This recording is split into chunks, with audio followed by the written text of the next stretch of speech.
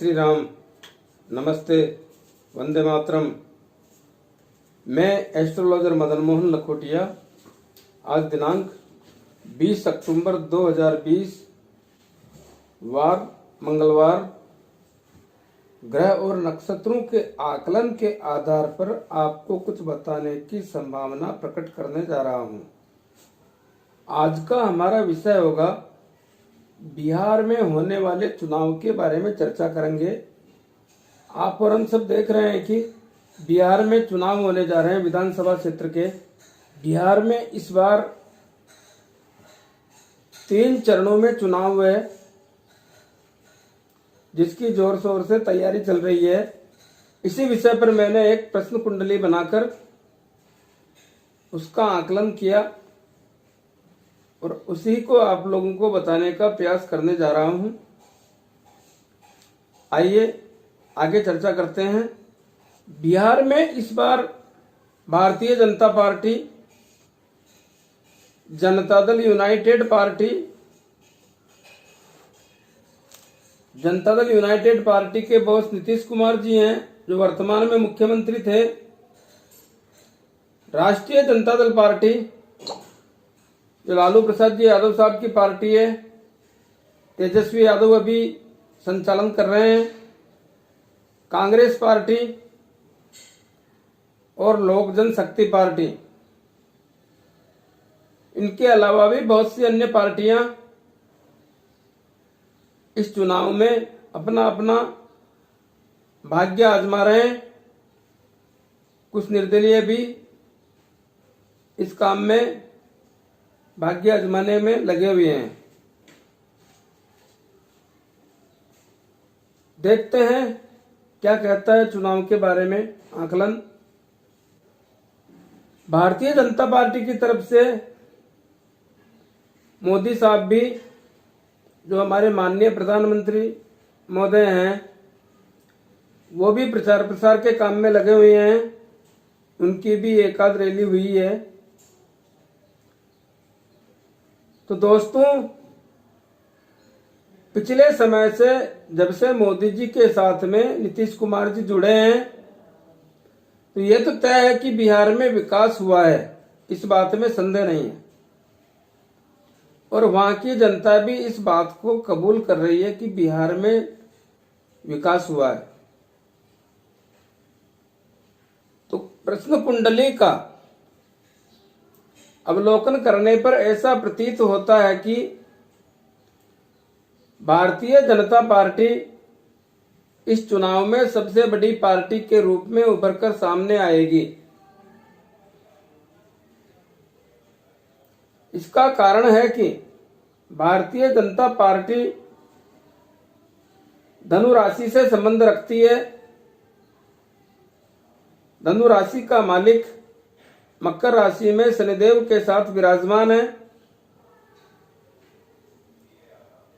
और भारतीय जनता पार्टी के मुखिया के तौर पर माननीय श्री नरेंद्र मोदी साहब का आकलन करें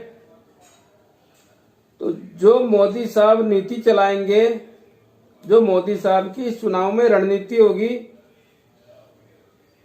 वो बहुत गहन रणनीति होगी। उसी के आधार पर मैं ये बोलने जा रहा हूं कि भारतीय जनता पार्टी इस चुनाव में सबसे बड़ी पार्टी के रूप में उभरकर सामने आने के संकेत प्रदान करती है। दूसरा, Janata Dal United party Bharatiya Janata party के साथ इलेक्शन में भाग ले रही है।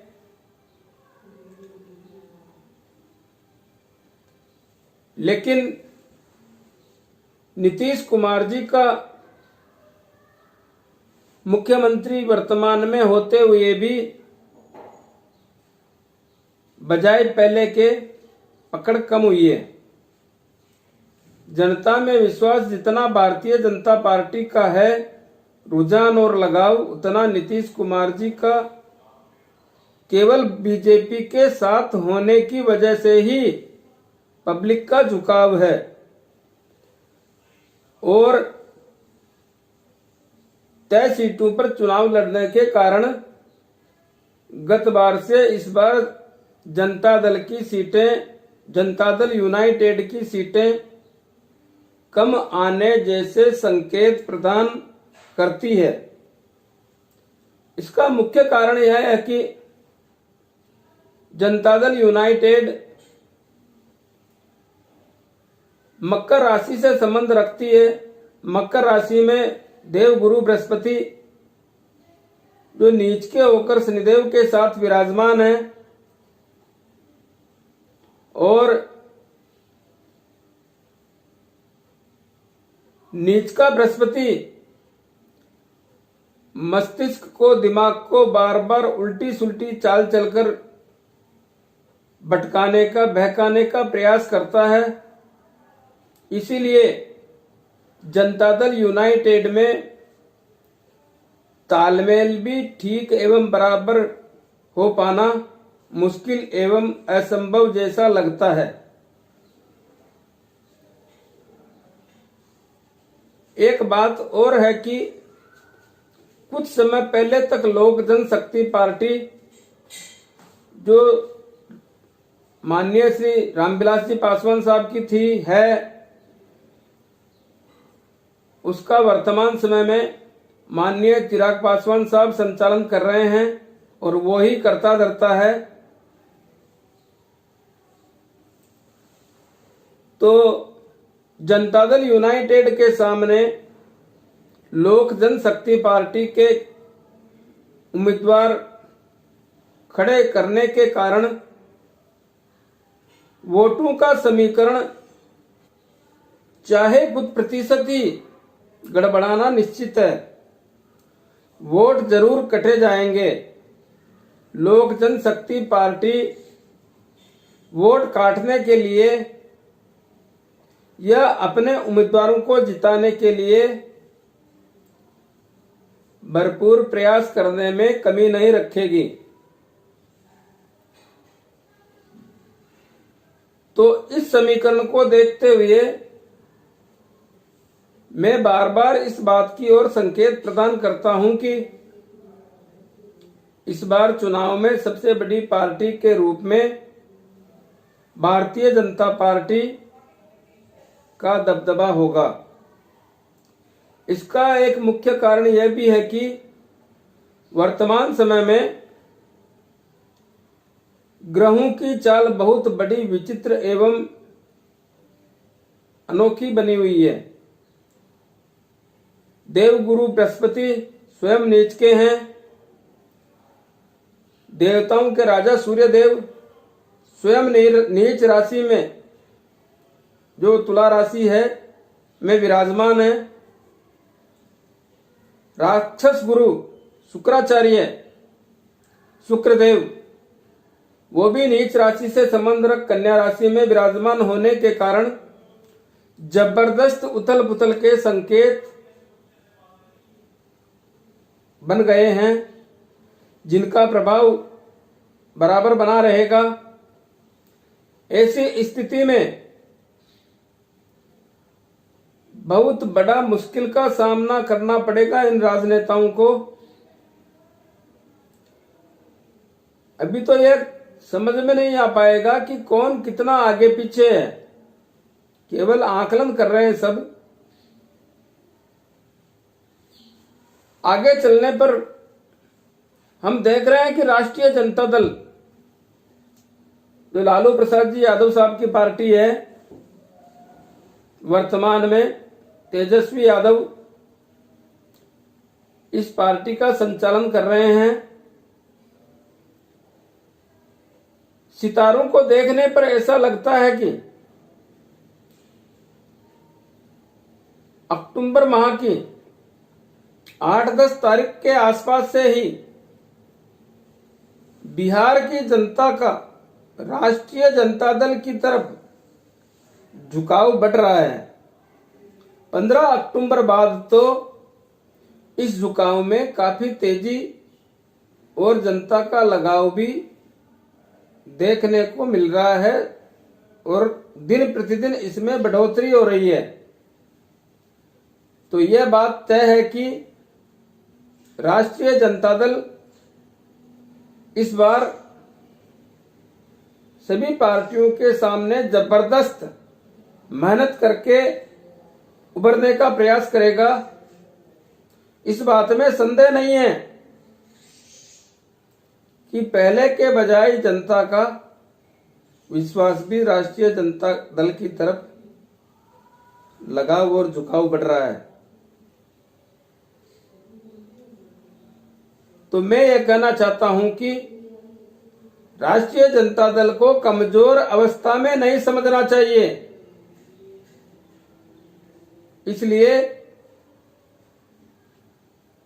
सभी पार्टियों को, विशेषकर भारतीय जनता पार्टी और जनता दल यूनाइटेड को बहुत सतर्कता और सावधानी के साथ आगे बढ़ने का प्रयास करना चाहिए।